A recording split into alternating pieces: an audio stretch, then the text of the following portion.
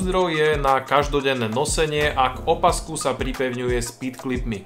Väčšina vonkajších púzdier má od výroby nulový sklon a ten sklon si potom človek reguluje tými putkami na každej strane, ale toto púzdro je zaujímavé v tom, že od výroby to má sklon 5 stupňov. Musím povedať, že svor, ktorý púzdro má od výroby, vyzerá byť tak akurát.